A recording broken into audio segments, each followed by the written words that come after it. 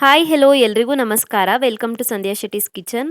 ಎಲ್ರಿಗೂ ಮಕರ ಸಂಕ್ರಾಂತಿ ಹಬ್ಬದ ಶುಭಾಶಯಗಳನ್ನು ತಿಳಿಸ್ತಾ ಇವತ್ತಿನ ವಿಡಿಯೋದಲ್ಲಿ ಮಕರ ಸಂಕ್ರಾಂತಿ ಹಬ್ಬಕ್ಕೆ ಸ್ಪೆಷಲ್ ಆಗಿ ಮಾಡುವಂಥ ಸ್ವೀಟ್ ಪೊಂಗಲ್ ರೆಸಿಪಿನ ಶೇರ್ ಮಾಡ್ತಾ ಇದ್ದೀನಿ. ಮೊದಲಿಗೆ ಒಂದು ಕುಕ್ಕರ್ಗೆ 1 ಟೇಬಲ್ ಸ್ಪೂನ್ ಆಗೋಷ್ಟು ತುಪ್ಪ ಹಾಕ್ಕೊಂಡು ಅದಕ್ಕೆ 1/4 ಕಪ್ ಆಗೋಷ್ಟು ಹೆಸರು ಬೇಳೆನ ಹಾಕೊಳ್ಳಿ.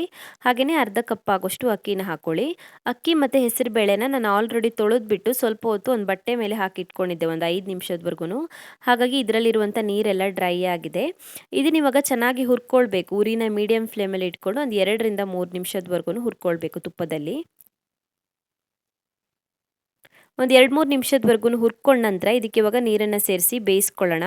ನಾನು ಇದಕ್ಕೆ 3 ಕಪ್ ಆಗೋಷ್ಟು ನೀರು ಹಾಕ್ಕೊಳ್ತಾ ಇದ್ದೆ. ಅಕ್ಕಿ ಮತ್ತು ಹೆಸರು ಬೇಳೆನ ಸೇರಿಸಿ 3/4 ಕಪ್ ಆಗೋಷ್ಟು ತೊಗೊಂಡಿದ್ದೀನಿ. 3/4 ಕಪ್ಗೆ 3 ಕಪ್ ಆಗೋಷ್ಟು ನೀರನ್ನು ಸೇರಿಸ್ಕೊಂಡಿದ್ದೀನಿ. ಹಾಗೆಯೇ ಒಂದು ಸ್ವಲ್ಪ ಉಪ್ಪು ಹಾಕ್ಕೊಳ್ಬೇಕು. ಜಾಸ್ತಿ ಉಪ್ಪು ಬೇಡ, ಸಿಹಿ ಆಗಿರೋದ್ರಿಂದ 1/4 ಚಮಚಕ್ಕಿಂತ ಸ್ವಲ್ಪ ಕಡಿಮೆನೇ ಉಪ್ಪು ಹಾಕ್ಕೊಳ್ಳಿ. ಇದನ್ನ ಇವಾಗ ಚೆನ್ನಾಗಿ ಮಿಕ್ಸ್ ಮಾಡಿ ಕುಕ್ಕರ್ನ ಕ್ಲೋಸ್ ಮಾಡಿಬಿಟ್ಟು 3 ವಿಷಲ್ ಬರೋವರೆಗೂ ಕೂಗಿಸ್ಕೊಳ್ಬೇಕಾಗತ್ತೆ. 3 ವಿಷಲ್ ಆದ ನಂತರ ಚೆಕ್ ಮಾಡ್ಕೊಳ್ತಾ ಇದ್ದೀನಿ. ಚೆನ್ನಾಗಿ ಬೆಂದ್ಬಿಟ್ಟು ಮೆತ್ತಗಾಗಿದೆ ನೋಡಿ. ಪೂರ್ತಿ ಡ್ರೈ ಆಗಬಾರ್ದು, ಹಾಗಾಗಿ ಸ್ವಲ್ಪ ಜಾಸ್ತಿನೇ ನೀರು ಹಾಕ್ಕೊಳ್ಬೇಕು. ನೋಡಿ, ನೀರು ಸ್ವಲ್ಪ ಹಾಗೇ ಉಳ್ಕೊಂಡಿದೆ ಮತ್ತು ಅದೇ ಕರೆಕ್ಟಾಗಿ ಬರುತ್ತೆ ತಣ್ಣದಾಗ. ಇವಾಗ ಬೆಲ್ಲದ ಪಾಕನ ರೆಡಿ ಮಾಡ್ಕೊಳ್ಳೋಣ. ನಾನಿಲ್ಲಿ ಒಂದು ಪಾತ್ರೆಗೆ 1.5 ಕಪ್ ಆಗೋಷ್ಟು ಬೆಲ್ಲ ಹಾಕ್ಕೊಳ್ತಾ ಇದ್ದೀನಿ. 1.5 ಕಪ್ ಆಗೋಷ್ಟು ಬೆಲ್ಲಕ್ಕೆ ಒಂದು ಅರ್ಧ ಲೋಟ ಆಗೋಷ್ಟು ನೀರನ್ನು ಸೇರಿಸ್ಬಿಟ್ಟು ಚೆನ್ನಾಗಿ ಕುದಿಸ್ಕೊಳ್ಬೇಕು. ಬೆಲ್ಲ ಪೂರ್ತಿಯಾಗಿ ಕರಗಬೇಕು. ಸೊ ಅಕ್ಕಿ ಮತ್ತು ಬೇಳೆನ ಎಷ್ಟು ತೊಗೊಂಡಿದ್ದೀವೋ ಅದ್ರ 2ರಷ್ಟು ಬೆಲ್ಲನ ತೊಗೊಳ್ಬೇಕು. ಸೊ ನಾನು 3/4 ಕಪ್ಗೆ 1.5 ಕಪ್ ಬೆಲ್ಲ ತೊಗೊಂಡಿದ್ದೀನಿ. ಬೆಲ್ಲ ಪಾಕ ಏನು ಬರೋದು ಬೇಡ, ಜಸ್ಟ್ ಕುದಿಯೋದಕ್ಕೆ ಸ್ಟಾರ್ಟ್ ಆದರೆ ಸಾಕಾಗುತ್ತೆ. ನೋಡಿ, ಇಷ್ಟು ಕುದಿಸ್ಕೊಳ್ಬೇಕು. ಇವಾಗ ಒಂದು ಪಾತ್ರೆಗೆ ನಾನಿಲ್ಲಿ 1/4 ಕಪ್ ಆಗೋಷ್ಟು ತುಪ್ಪ ಹಾಕ್ಕೊಳ್ತಾ ಇದ್ದೀನಿ. ತುಪ್ಪ ಚೆನ್ನಾಗಿ ಕಾದ ನಂತರ ಅದಕ್ಕೊಂದು ಸ್ವಲ್ಪ ಗೋಡಂಬಿನ ಸೇರಿಸ್ಕೊಳ್ಬೇಕು. ಹಾಗೆಯೇ ಒಂದು ಸ್ವಲ್ಪ ದ್ರಾಕ್ಷಿನ ಹಾಕ್ಕೊಳ್ತಾ ಇದ್ದೀನಿ. 4 ಏಲಕ್ಕಿನ ಜಜ್ಜಿಬಿಟ್ಟು ಹಾಕ್ಕೊಳ್ತಾ ಇದ್ದೀನಿ. ಏಲಕ್ಕಿ ಪುಡಿ ಇದ್ದರೆ ಏಲಕ್ಕಿ ಪುಡಿನ ಹಾಕ್ಕೊಳ್ಳಿ. ಹಾಗೆಯೇ ಒಂದು 5-6 ಲವಂಗ ಹಾಕ್ಕೊಳ್ತಾ ಇದ್ದೀನಿ. ಲವಂಗ ಹಾಕೋದ್ರಿಂದ ಫ್ಲೇವರ್ ತುಂಬಾ ಚೆನ್ನಾಗಿ ಬರುತ್ತೆ. ಇದನ್ನ ಇವಾಗ ಚೆನ್ನಾಗಿ ಫ್ರೈ ಮಾಡ್ಕೊಳ್ಳೋಣ. ಸ್ವಲ್ಪ ಜಾಸ್ತಿನೇ ಹಾಕ್ಕೊಳ್ಳಿ, ಗೋಡಂಬಿ ಮತ್ತು ದ್ರಾಕ್ಷಿನ, ಚೆನ್ನಾಗಿ ಬರುತ್ತೆ. ದ್ರಾಕ್ಷಿ ಎಲ್ಲ ಚೆನ್ನಾಗಿ ಫ್ರೈ ಆಗಿ ದೊಡ್ಡದಾಗಿ ಲೈಟಾಗಿ ಕಲರ್ ಚೇಂಜ್ ಆಗಬೇಕು. ನೋಡಿ, ಇಷ್ಟು ಫ್ರೈ ಮಾಡಿಕೊಂಡ್ರೆ ಸಾಕಾಗತ್ತೆ.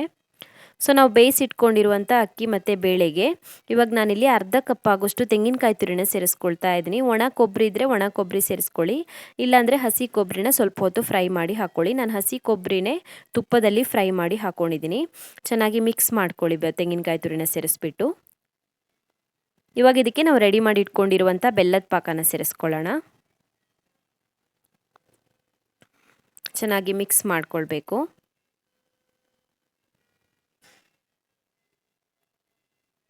ಕೊನೆಯಲ್ಲಿ ನಾವು ತುಪ್ಪದಲ್ಲಿ ಹುರಿದಿಟ್ಕೊಂಡಿರುವಂಥ ದ್ರಾಕ್ಷಿ ಮತ್ತು ಗೋಡಂಬಿನ ಸೇರಿಸ್ಕೊಳ್ಬೇಕು. ಚೆನ್ನಾಗಿ ಮಿಕ್ಸ್ ಮಾಡ್ಕೊಳ್ಳಿ. ಎಲ್ಲ ಐಟಮ್ಸನ್ನು ಸೇರಿಸ್ಬಿಟ್ಟು ಚೆನ್ನಾಗಿ ಮಿಕ್ಸ್ ಮಾಡಿ ಇವಾಗ ಮೀಡಿಯಮ್ ಫ್ಲೇಮಲ್ಲಿ ಸ್ವಲ್ಪ ಹೊತ್ತು ಬೇಯಿಸ್ಕೊಳ್ಬೇಕಾಗತ್ತೆ. ಮುಟ್ಲನ ಮುಚ್ಚಿಬಿಟ್ಟು ಮೀಡಿಯಮ್ ಫ್ಲೇಮಲ್ಲಿ ಒಂದು 5 ನಿಮಿಷದವರೆಗಾದ್ರೂ ಬೇಯಿಸ್ಕೊಳ್ಬೇಕಾಗತ್ತೆ. ಅವಾಗ ಎಲ್ಲ ಚೆನ್ನಾಗಿ ಮಿಕ್ಸ್ ಆಗಿ ರುಚಿ ತುಂಬ ಚೆನ್ನಾಗಿ ಬರುತ್ತೆ. ಮುಟ್ಲನ ಮುಚ್ಚಿಬಿಟ್ಟು ಮೀಡಿಯಮ್ ಫ್ಲೇಮಲ್ಲಿ ಬೇಯಿಸ್ಕೊಳ್ಳೋಣ. ಒಂದು 5 ನಿಮಿಷದವರೆಗೂ ಬೇಯಿಸ್ಕೊಳ್ಳೋಣ ಮುಟ್ಲನ ಮುಚ್ಚಿಬಿಟ್ಟು. ಸೊ 5 ನಿಮಿಷ ಆದ ನಂತರ ಚೆಕ್ ಮಾಡ್ಕೊಳ್ತಾ ಇದ್ದೀನಿ. ಸ್ಟವ್ ಆಫ್ ಮಾಡ್ಕೊಳ್ಬೋದು. ರೆಡಿಯಾಗಿದೆ ಇದು. ಸೊ ಇದೇ ಹದದಲ್ಲಿ ಇರಬೇಕು, ಇದಕ್ಕಿಂತ ದಪ್ಪ ಆಗಬಾರ್ದು. ಇದು ತಣ್ಣದಾದ ನಂತರ ಇನ್ನೂ ಕೂಡ ದಪ್ಪ ಆಗುತ್ತೆ. ಇವಾಗಲೇ ದಪ್ಪ ಮಾಡಿಕೊಂಡ್ರೆ ಆಮೇಲೆ ಫುಲ್ ಗಟ್ಟಿಯಾಗಿ ಹೋಗುತ್ತೆ. ಇಷ್ಟೇ ತೆಳುವಾಗಿದ್ದರೆ ಮತ್ತು ತಣ್ಣದಾಗ ಹದ ಕರೆಕ್ಟಾಗಿ ಬರುತ್ತೆ.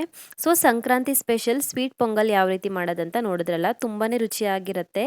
ಟ್ರೈ ಮಾಡಿ ನೀವು ಕೂಡ. Thank you for watching my video. ನಿಮಗೆ ವಿಡಿಯೋ ಇಷ್ಟವಾಗಿದ್ದರೆ ವಿಡಿಯೋಗೊಂದು ಲೈಕ್ ಕೊಡಿ, ಹಾಗೆಯೇ ಕಮೆಂಟಲ್ಲಿ ತಿಳಿಸಿ ಹೇಗಿದೆ ಅಂತ. ಇನ್ನೂ ಹೆಚ್ಚಿನ ವಿಡಿಯೋಗಳಿಗೆ ನನ್ನ ಯೂಟ್ಯೂಬ್ ಚಾನಲ್ಗೆ ಸಬ್ಸ್ಕ್ರೈಬ್ ಮಾಡ್ಕೊಳ್ಳಿ. ಹಾಗೆಯೇ ನನ್ನನ್ನು ಫೇಸ್ಬುಕ್ ಮತ್ತು ಇನ್ಸ್ಟಾಗ್ರಾಮಲ್ಲಿ ಫಾಲೋ ಮಾಡೋದನ್ನು ಮರಿಬೇಡಿ.